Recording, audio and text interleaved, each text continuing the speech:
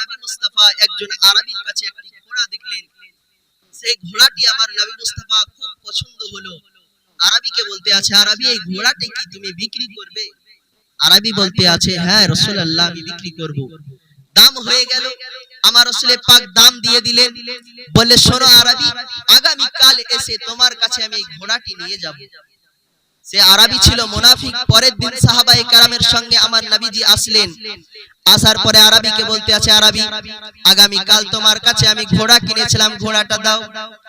আরবী মুনাফিক ছিল, সে বলতে আছে, ইয়া রাসূলুল্লাহ ইয়া হাবিবাল্লাহ, আপনি যে আমার কাছে ঘোড়া কিনেছেন তার কোন প্রমাণ আছে, সাক্ষী আছে?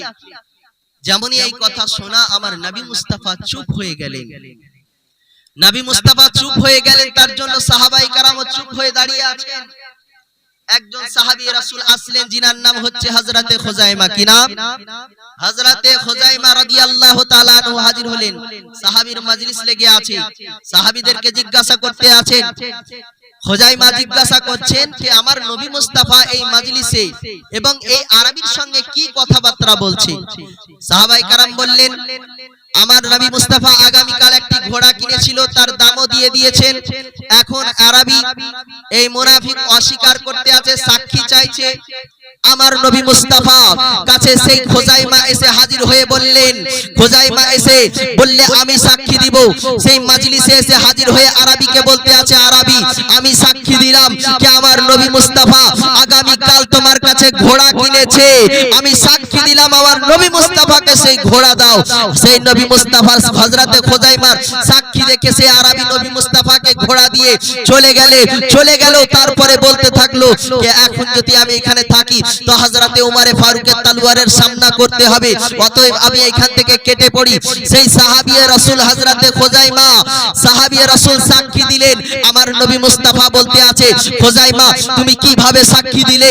আগামী কাল আমি যখন ঘোড়া কিনেছিলাম তুমি তো তখন ছিলে না, তুমি না দেখে কিভাবে সাক্ষী দিতে পারো?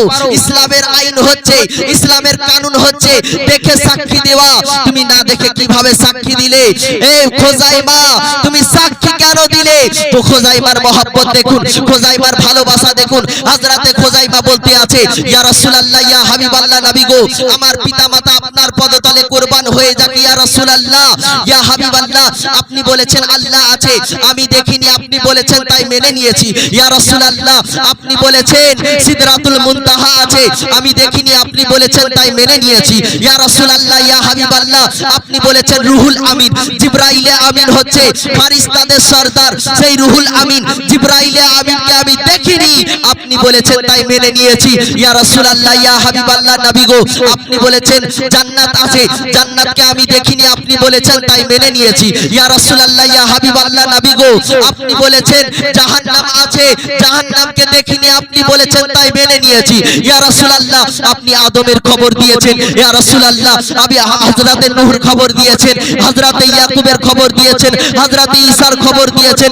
হযরতে মুসার খবর দিয়েছেন, কমবেশ 1,24,000 পয়গম্বরের খবর দিয়েছেন। ইয়া রাসূলুল্লাহ ইয়া হাবিবাল্লাহ, সেই পয়গম্বরকে আমি দেখিনি, আপনি বলেছেন তাই মেনে নিয়েছি।